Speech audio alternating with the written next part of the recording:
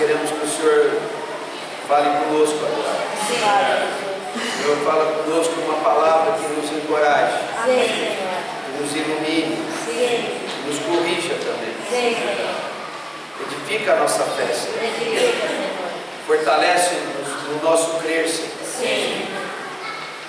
Senhor, traga vida, Senhor, nessa porção da palavra, que vamos trabalhar em cima dela. Ó Senhor, que possamos permanecer não só na letra, mas acrescentarmos à letra o Teu Espírito, que é tudo da vida, Senhor. Vivifica essas palavras para nós, Senhor, querido. Fortalece-nos no nosso crer. Amém. Senhor querido. Oh Senhor querido. Amém. Irmão, seguindo o sentimento de hoje cedo, eu queria falar algo no sentido de sermos encorajados na nossa fé. A nossa fé, ela está constantemente sendo atacada. O nosso crer, ele não pode ser instável. O nosso crer precisa estar fortemente fundamentado. E o que nos fundamenta na fé é tanto a convicção na palavra quanto o vigor do Espírito. A palavra nos introduz às verdades e nos livra dos enganos, das mentiras. E o Espírito é o que nos revigora, é o que nos dá poder, é o que nos capacita. Então nós precisamos da luz da palavra e precisamos de toda a assistência que o Espírito Santo pode nos dar. Se tivéssemos apenas a luz, o entendimento correto, ainda nos faltaria o vigor, a força, a capacidade, o poder. Porque há um adversário que se arremete contra a nossa fé permanentemente. Então nós precisamos de luz e de poder. Luz e poder. Não é só uma questão de ficarmos nos defendendo, é uma questão também de nos fortalecermos e prevalecermos. Paulo insiste numa palavra que é inabalável. A nossa fé, a menos que ela esteja fundamentada na luz das Escrituras e no poder do Espírito Santo, a nossa fé, ela será abalável, sim. Ela é abalável. Mas se nós prosseguirmos em nos fundamentar na palavra, em um conhecimento íntimo, sem estranheza do Espírito Santo, então com luz e poder, certamente a nossa fé crescerá, prevalecerá, e nós poderemos ganhar a estabilidade de sermos inabaláveis. Então esse é o tema do que eu quero falar. Então vamos abrir em Hebreus capítulo 12.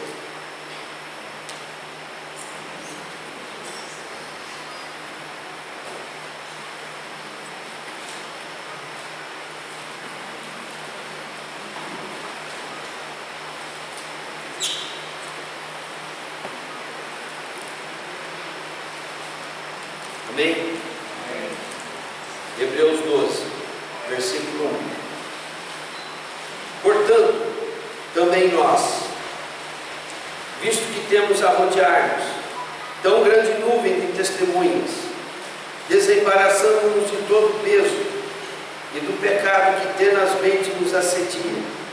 Corramos com perseverança a carreira que nos está proposta, olhando firmemente para o autor e consumador da fé, Jesus, o qual, em troca da alegria que lhe estava proposta, suportou a cruz, não fazendo caso da ignomínia ou vergonha, e está sentado à destra do trono de Deus. Considerai, pois, atentamente aquele que suportou tamanha oposição dos pecadores contra si mesmo, para que não vos fatigueis, desmaiando em vossa alma. Vou repetir o 3. Considerai atentamente aquele que suportou tamanha oposição dos pecadores contra si mesmo, para que não vos fatigueis, desmaiando em vossa alma. Então, irmãos, a meta do que eu quero falar é essa: não vos fatigueis, desmaiando em vossa alma. Irmãos, Hebreus é um livro, é uma epístola muito particular. Ela é difícil de entender. Talvez dos escritos do Novo Testamento, tirando Apocalipse, que é complicado do começo ao fim, talvez Hebreus seja o livro mais difícil de entendermos. Não por causa da mensagem que quer ser transmitida, mas por causa da linguagem usada, os exemplos dados. Então, para compreendermos bem Hebreus, nós precisamos ter um conhecimento quase que geral da Bíblia,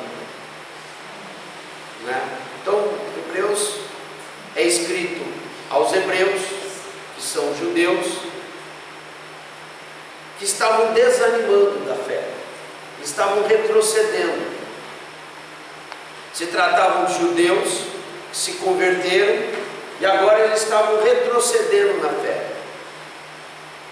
Então, para encorajá-los e também para adverti-los, são usados muitos exemplos do Velho Testamento, porque o Velho Testamento era muito familiar aos hebreus ou judeus, né?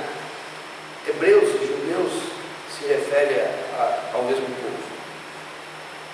Então se chama Hebreus porque é direcionada aos cristãos que nasceram judeus, nasceram no judaísmo e receberam ao Senhor Jesus. Eles nasceram no judaísmo e eram conhecedores da velha aliança, da antiga aliança, a primeira, feita por meio de Moisés, no Monte Sinai. E depois eles se tornaram participantes da segunda aliança, a nova aliança, a eterna aliança, em Jesus, no sangue de Jesus. E agora eles estavam retrocedendo. Não era propriamente um abandono da fé para a imoralidade. Eles estavam voltando à prática da primeira aliança. Eles estavam desistindo de ser cristãos. Parece que se tornou complicado para eles esse negócio de ser cristão. Em falarmos de uma nova aliança, do Espírito, do sangue de Jesus, de abandonar aquelas práticas de sacrifício de animais, aquela obediência da lei, e agora atentar para os ensinos de Jesus, conhecer o Espírito Santo, coisas da nova aliança. Parece que isso se tornou difícil para eles. Falar, eu vou voltar àquela primeira aliança, está complicado esse negócio de Jesus, Espírito Santo, esses ensinamentos de amar que nem ele amou, e essa coisa de cruz, e de negar a si mesmo. Eu vou voltar para Moisés. Estava mais simples lá, 10 mandamentos, pecou, faz uma ofertinha, eu vou voltar. E Paulo está advertindo, não volta. Não volta porque não tem volta. E se voltar, vai ficar complicado para vocês. Então, falando aos hebreus, ele usa de muitos exemplos do Velho Testamento. E ainda fala coisas novas, como que Jesus era um sacerdote, não segundo a ordem de Arão, mas segundo a ordem de Melquisedeque. Faz uma aplicação muito prática daquelas figuras do tabernáculo, Santo dos Santos, Santo Lugar. E fala do exemplo da caminhada do povo do deserto, Bom, então é um livro tanto de advertências, como de incentivos. E Deus é assim, irmãos. É assim que Ele trabalha. A todo o nosso esforço sempre caberá uma recompensa. E a todo o retrocesso sempre caberá uma punição. Não sou eu que estabeleci esse critério, é Deus. Deus nunca vai se esquecer dos nossos esforços para fazermos conforme a palavra ordena. Ele sempre vai nos galardoar, Ele sempre vai nos recompensar, Ele sempre vai nos dar os meios. Ele nunca vai exigir mais do que podemos dar. Ele sempre vai contemplar a nossa fraqueza e vai nos suprir de tudo que é necessário para que obtenhamos a vitória da nossa fé. Amém. Então, o Senhor sempre vai dar os meios e sempre vai recompensar. Se Ele nos dá os meios e nós somos bem-sucedidos, nós ainda teríamos que ficar só na gratidão, não é? Porque Ele deu os meios. Mas além de nos dar os meios, os méritos são dele, Ele ainda gosta de dar galardão, Ele dá um prêmio ainda. Talvez o patrão diga para o empregado: você não fez nada mais do que a sua obrigação, porque eu te dei os meios e te dei salário. Deus não é assim. Ele não fala: você fez mais do que você fez bem feito, servo bom e fiel. Então tem recompensa, muita recompensa. Por exemplo, vou pegar uma coisa da lei trabalhista. Se eu trabalho 12 meses, quantos salários eu tenho que receber? 12, né? 12. Aí inventaram uma lei que o patrão tem que pagar um 13º. Tem uns 40, uns 50 anos. O patrão detesta pagar isso. Certo? Chega em dezembro, ele fala: estão loucos para tirar. eu já paguei, mês a mês eu paguei, agora você me vem me acrescentar, né? Duas parcelas. O empregado acha lindo, o patrão acha horrível. Mês trabalhado, mês pago. Que 13º?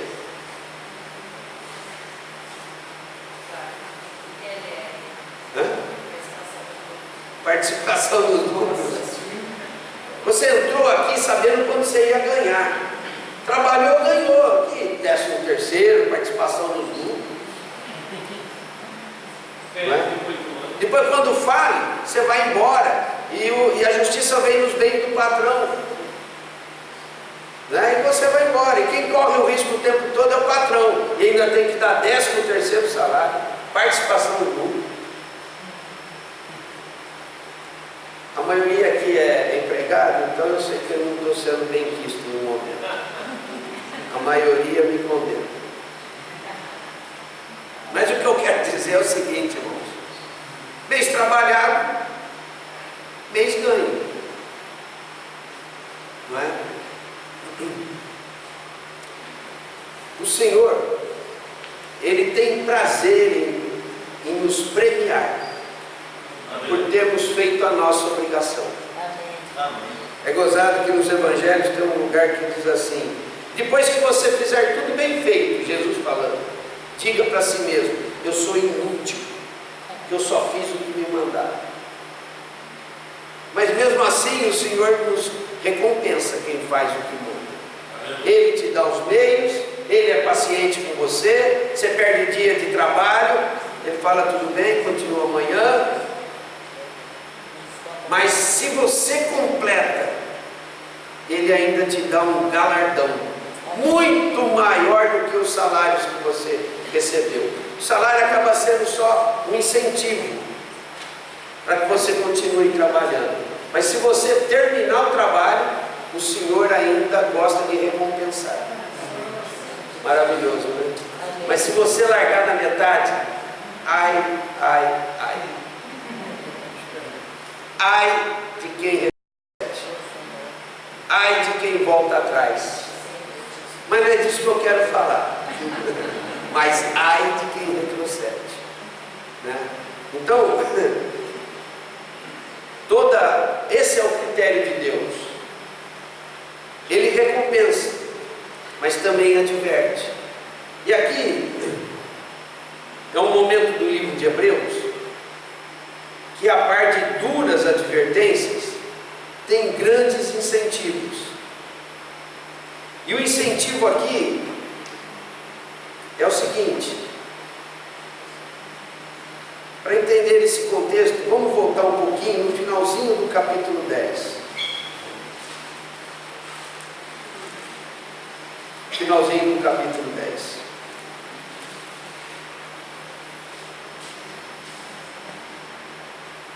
Versículo 37. Ou melhor, 35. Ele diz assim: não abandoneis, portanto, a vossa confiança. Ela tem grande galardão. O Senhor gosta de dar galardão. Galardão é prêmio, recompensa.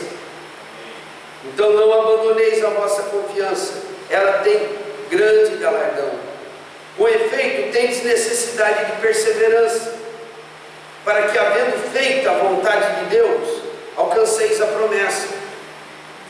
Porque ainda dentro de pouco tempo, aquele que vem virá, e não tardará. Todavia, o meu justo viverá pela fé. E, se retroceder, nele não se compraz a minha alma. Então o Senhor não se agrada dos que retrocedem. Nós, porém, não somos dos que retrocedem para a perdição. Somos, entretanto, da fé, para a conservação ou salvação da alma. Amém? Amém. Nós não somos dos que retrocedem. Amém? Amém. Bom, depois, para dar exemplos encorajadores, nós temos Hebreus 11 todo.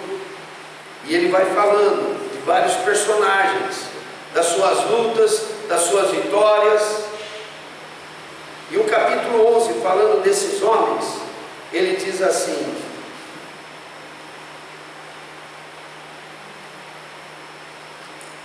versículo 38. Homens dos quais, do capítulo 11, homens dos quais o mundo não era digno. Ele citou uma série de nomes do Velho Testamento. Homens dos quais o mundo não era digno, quer dizer, o mundo não merecia que esses homens tivessem andado por aqui. Tal a dignidade deles. Errantes pelos desertos, pelos montes, pelas covas, pelos santos da terra.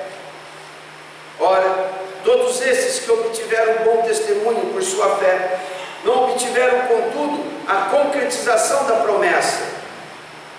Por quê? Porque eles viveram no Velho Testamento, eles não viveram para ver o Messias vir, Jesus vir. E também, muito menos, viveram para ver a volta de Jesus, que porá fim a essa era. Então eles dormiram no Senhor, sem ver concretizada a promessa. Fala de Abraão que ele saudava de longe, não é? Versículo 40. Por haver Deus provido coisa superior a nosso respeito, para que eles sem nós não fossem aperfeiçoados. Então eles no passado viveram com a sua esperança posta na promessa, posta em Cristo Jesus que viria, e dormiram no Senhor nessa promessa, que esperavam dias vindouros que chegaram até nós, em que o Messias viria e as promessas se cumpririam. Então nós estamos vivendo dias que os antigos esperaram e não puderam ver cumprida no dia deles a promessa.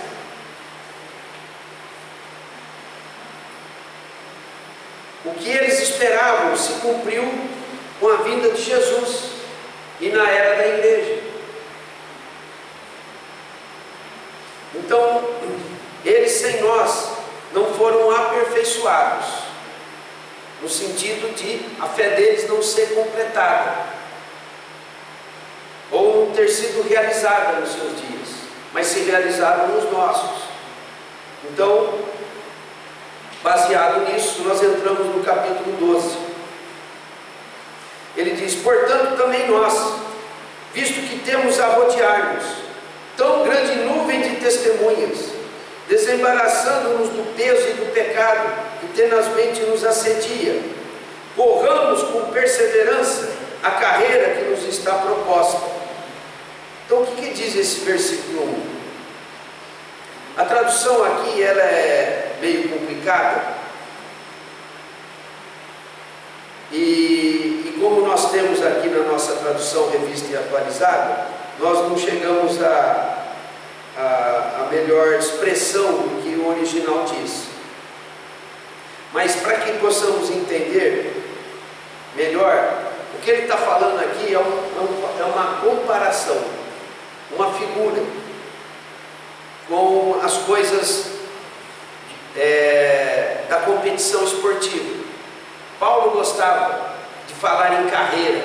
Quando ele fala de carreira, ele está falando de uma corrida, a corrida das Olimpíadas da Antiguidade, né? O ano que vem nós vamos ter os Jogos Olímpicos. Naquele tempo já tinham os Jogos Olímpicos, depois pararam, mas na Grécia Antiga tinha, e era um grande evento. É claro que não com a proporção do que nós temos hoje, tão universalizado, mas já se chamava Olimpíadas, não é? E a Olimpíadas modernas que nós temos, se não me engano, começou no final do século XIX, em torno de 1890, e vem até hoje, e o ano que vem é aqui no Brasil. Mas antes disso, antes de 1890, já havia na Antiguidade. Eu não sei exatamente quando eles pararam, mas ficou muitos séculos, né, até retornar nessa data que eu falei. Então aqui nós temos uma figura de um estádio.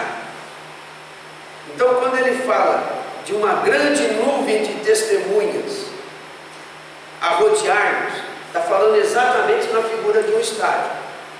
Antigamente falava estádio, agora o pessoal chama de arena, né? Não fala mais em estádio, fala arena, né? Mas é a mesma coisa, é um lugar de competições. Então, as arquibancadas e o pessoal competindo lá embaixo.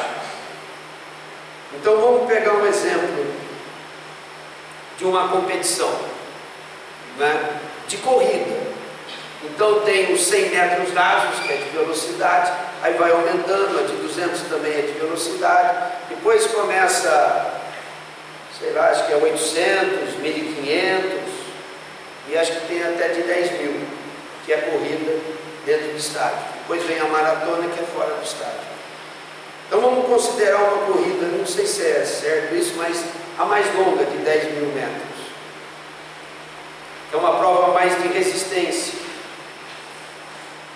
Então imagine eles correndo. Não é uma prova de 100 metros, rápido, 10 segundos acabou. É de 10.000 metros. Então começa a haver alternância no primeiro lugar. Então eles estão correndo lá no estádio, naquele oval, as bancadas em volta, torcendo por alguém, a torcida, cada um torcendo pelo seu preferido. Paulo está usando essa figura. Quem é que está nas arquibancadas? Quem é que está na torcida? Esses santos do Velho Testamento: Moisés, Davi, Abel, todo mundo estão lá. Os da Bíblia e os anônimos, os não conhecidos, milhares, não é? Não só eles do Velho Testamento, mas hoje nós ainda temos os do Novo Testamento, não é? Todo mundo lá na torcida, porque eles sabem que Deus tem um plano, e esse plano tem que se cumprir. Então eles realizaram no plano de Deus o que lhes cabia na sua época. e ao seu tempo eles foram vencedores. Mas eles sabem que esse mundo não acaba, ou seja, o Senhor não volta pela segunda vez para terminar com o império de Satanás, enquanto certas coisas não se completarem. Então,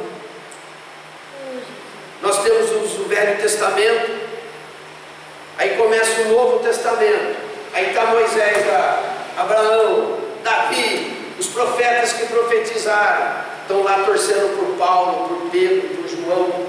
Aí essa turma morre, dorme no Senhor, e Jesus não voltou a segunda vez. O plano de Deus se cumpre em duas vindas de Cristo, a primeira e a segunda. A primeira já aconteceu, a segunda nós estamos esperando. Aí acabará o reinado de Satanás e o mal terá sido vencido.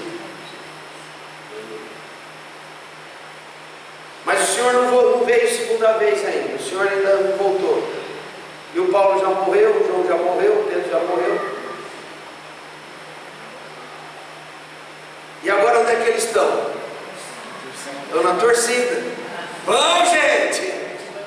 Vamos, gente! O Paulo fala, eu achei que Jesus ia voltar nos meus dias, não voltou. Agora vamos aí, gente! Então ele se junta com Moisés, com Arão, com Miriam, para não deixar a irmã de fora da torcida. Se junta com Débora, a juíza, né? Se junta com as Marias todas, né? Vamos lá, Ruth, Esther, né? Tá toda a galera lá. Vai, gente, vai, gente. Aí a segunda geração também morre e Jesus não voltou. E os dos anos, do século terceiro morre e Jesus não voltou. E vai morrendo, e a galera vai aumentando, e o estádio vai enchendo, e a torcida vai aumentando, porque eles sabem que a coisa não vai estar boa, completada para eles, enquanto não der as medidas de Deus. Então eles estão falando, vamos, gente, vamos, quem sabe Jesus volta. Jesus vem a segunda vez na era de vocês, vamos lá, faz a parte de vocês aí, vamos, corre. Aí o Dio tropeça, cai, e a galera fica gritando, levanta, levanta. Senhor querido, então ele diz aqui, temos a rodear-nos. Então se imagine correndo no estádio. Fala, eu não queria correr, mas não tem jeito, corre, se ficar o bicho pega, corre para ganhar. Paulo fala, eu corro de maneira a alcançar, a vencer, obedeço às regras e vou correndo, vai correndo. Em 2 Timóteo, eu lembrei hoje cedo para os irmãos, ele diz, completei a carreira, cheguei lá, já ganhei a coroa da justiça.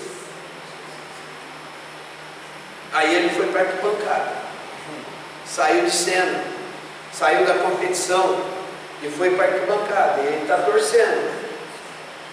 Para quê? Para que nós façamos a nossa parte e apreciemos a vinda do dia do Senhor. Amém. Visto que temos a rodear-nos tão grande nuvem de testemunhas. Vocês estão conseguindo se enxergar no estádio? Vocês estão se vendo ali? Está se vendo? E o Paulo lá, vai, mano, pelo amor de Deus, mano, larga dessas coisas, solta o pecado que te embaraça, corre, menina. Será que é assim mesmo? Pelo menos a figura é essa que Paulo está nos passando. Vai! Né? O que Moisés diria para nós, hein? Ele está na torcida. Vamos acabar logo isso aqui, gente. Vamos fazer o que temos que fazer para Jesus voltar. Vamos acabar com isso daí. Vamos todo mundo para a glória. Mas se vocês não fazem a parte de vocês, vocês vão retardando a segunda vinda do Senhor. E eles estão lá na torcida. E eles eles estão ali para nos incentivar. Ele diz aqui: desembaraçando-nos de todo o peso e do pecado que tenazmente nos assedia. Então eu quero correr, mas a perna começa a cansar, parece que tem gente segurando atrás, e tem gente que está dando uns toquezinhos no calcanhar, sabe aquela assim? Quando a gente era moleque, né, tinha essa maldade, né? Eu estava andando lá na escola, aí alguém vinha. Você já fez isso? Acho que as meninas não fazem isso, né? Aí o cara sai daqui, a turma morre de rir. Hã? Ah, é, foi. Coitado, né? O brasileiro estava correndo bem na Olimpíada da Grécia, né? Estava correndo bem, estava no papo já, a maratona. E ele vinha na concentração dele lá e tal. E não é que saiu um maluco lá.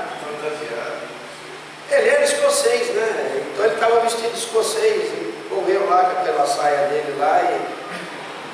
E ele não atrapalhou o tempo que foi tomado do atleta brasileiro. Dava para ele ganhar com sobra. Mas ele perdeu a concentração. Você gosta de concentração? Só o atleta para dizer o que é isso. Não, mas ele devia estar o quê? Não sei, a vantagem era grande, não sei se você lembra. Talvez pelo menos 30 segundos à frente do segundo. Isso é muito tempo. E aquele evento todo fez ele perder uns 10 segundos, talvez. Mas depois ele perdeu o ritmo. E o segundo passou, e o terceiro passou. Não, ele chegou em terceiro. O terceiro. E ele ainda foi ultrapassado, né? Pelo que estava em segundo e pelo que estava em terceiro. E ele chegou em terceiro. Subiu no pódio em terceiro. Já não foi vencedor, né? Aí depois, alguns anos depois, deram uma medalha para ele, né? De honra ao mérito. Uma espécie de reconhecimento, né? Então, irmãos, tem coisas atrapalhando. O pecado que tenazmente nos assedia. A palavra aqui para tenazmente é que envolve habilmente, que cerca e incomoda continuamente. Não é bem assim, irmãos? Envolve habilmente os laços, os truques do maligno. Nos cerca, nos incomoda. É assim que o pecado trabalha, tentando nos desanimar na corrida. Mas Paulo não, né? Não é certo que foi Paulo que escreveu Hebreus, mas quem escreveu Hebreus está dizendo: gente, olha, tem uma galera tremenda aí gritando: vai, vai, vai, corre, vence. Então nós temos um incentivo dos do passado. Ele diz: corramos com perseverança a carreira que nos está proposta. Esse é o incentivo que nós temos dessa torcida. No versículo 2, ele diz: olhando firmemente para o autor e consumador da fé, Jesus. Então, irmão, nós temos dois apoios aqui: a torcida e um que está à nossa frente. Mas isso a gente fala semana que vem. Versículo 3: considerai, pois, atentamente aquele que suportou tamanha oposição dos pecadores contra si mesmo, para que não vos fatigueis desmaiando em vossas almas. Então, irmãos, nós temos um testemunho dos do passado. Paulo não está, eu não sei direito como é que são as coisas lá no paraíso dos que dormem no Senhor. Uns dizem que se diz que está dormindo não tem consciência de nada. Outros já acham que no paraíso eles estão bem ativos, como Lázaro, né, que conversava com o rico. O rico conversava com Lázaro. Então, sei lá como é que é isso, se está dormindo, inconsciente, ou se está ativo. Mas o fato é que o testemunho que eles deixaram é para nos encorajar, é para nos incentivar a imitarmos a fé que eles tiveram. Eles tiveram muitos embaraços, todos eles lutaram contra as suas próprias fraquezas, lutaram contra situações adversas, lutaram contra muita ameaça, e sob muitas ameaças se cumpriram e se tornaram mártires. Mas eles completaram a carreira, mas não a carreira completa, a carreira que estava proposta para eles no seu tempo, mas ainda tem uma carreira completa, e nessa carreira total é que eles estão esperando a nossa vitória, para que Jesus venha a segunda vez e coloque um fim em todo esse tempo de domínio maligno e nos introduza o reino eterno. Então no tempo dele eles venceram, mas eles sabem que a vitória deles foi só num tempo, numa fase, num momento, e que agora eles dependem da vitória dos que vêm depois deles, para que a corrida seja perfeitamente completada dentro do plano de Deus. Então agora eles estão torcendo por nós. Senhor querido, amém. Nós estamos cansados ao ponto de desmaiarmos, irmãos. Como é que você se sente? Fica, né? Fica, né? Depois vem aqui e dá uma... Agora nós estamos aqui, é porque ainda há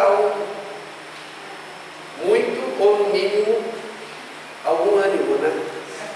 Amém. Senhor querido. Mas vamos para frente, né? Amém. Vamos para frente.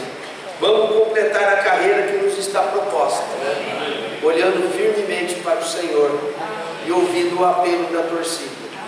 Semana que vem a gente fala sobre olhar firmemente para Cristo. Amém? Amém? Hoje nós ficamos no incentivo da torcida. Amém? Amém? Vamos orar para encerrar? Amém. Senhor querido. Amém. Vamos ficar de pé, irmãos?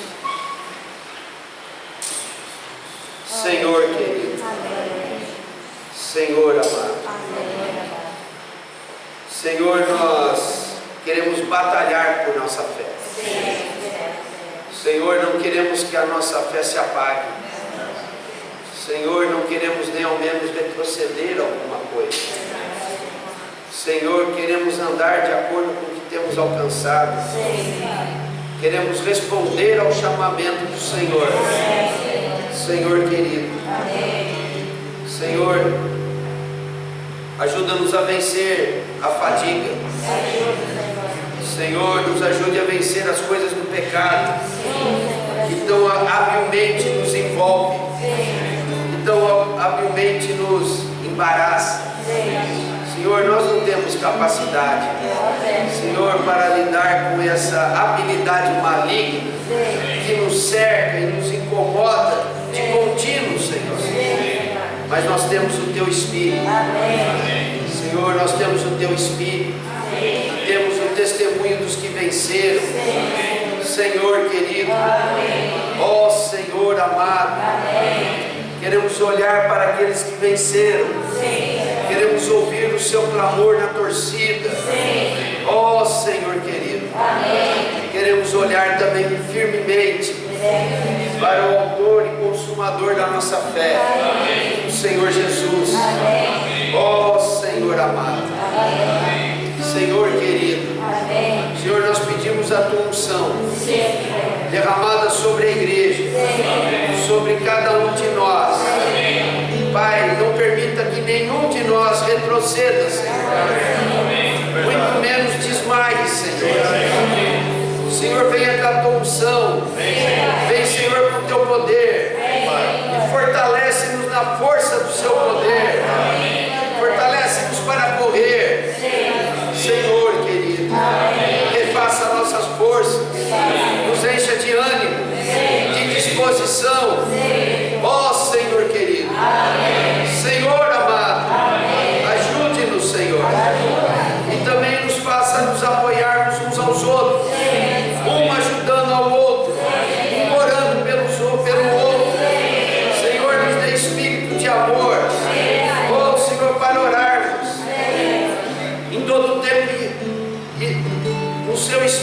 Espírito. Senhor, e não somente por nós, mas também vigiando com perseverança por todos os santos. Senhor, nos dê um espírito fraterno, de nos apoiarmos uns aos outros, de nos ajudarmos mutuamente. Ó Senhor querido, essa é uma corrida que não se corre sozinho, é uma corrida que se corre coletivamente. Ó Senhor querido, quem está em pé, cuide de que não caia, e nós queremos estar vigiando por nós.